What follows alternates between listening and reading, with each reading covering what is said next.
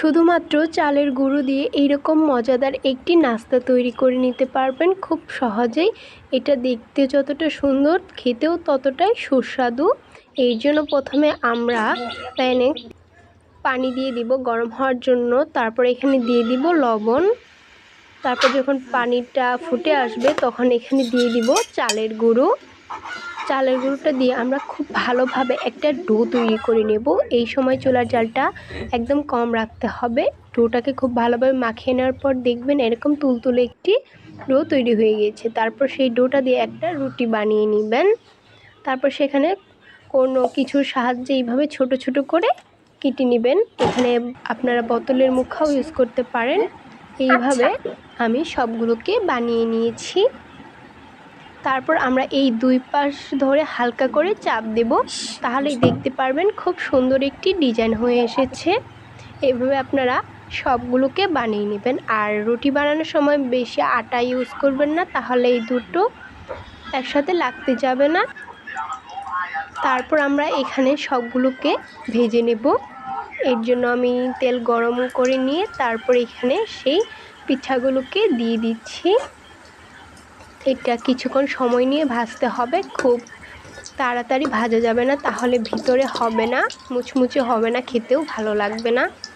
এই সময় চুলার জালটা মিডিয়াম রাখবেন। এইভাবে উল্টে পাল্টে ভেজে নেবেন।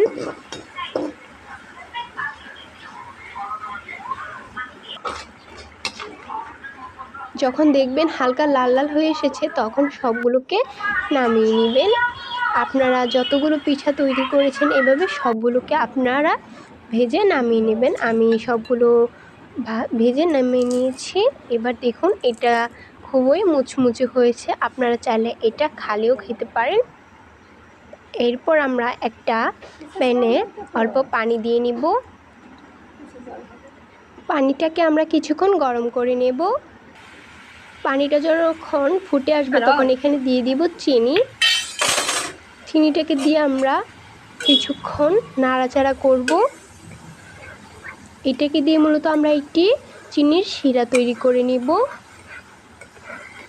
এভাবে অনবরত নাড়াচাড়া করবেন, নয়তো এটা ভালো মতো হবে না। এটাকে যখন দেখবেন এরকম আঠালো আঠালো হয়ে এসেছে তখন আমাদের সেই পিঠাগুলোকে এটার মধ্যে দিয়ে দিবেন। দিয়ে পিঠার সাথে খুব ভালোভাবে মিক্স করে নেবেন, যাতে সবগুলো পিঠার সাথে চিনির শিরাটা লেগে যায়। এইভাবে খুব ভালোভাবে করে নিতে হবে।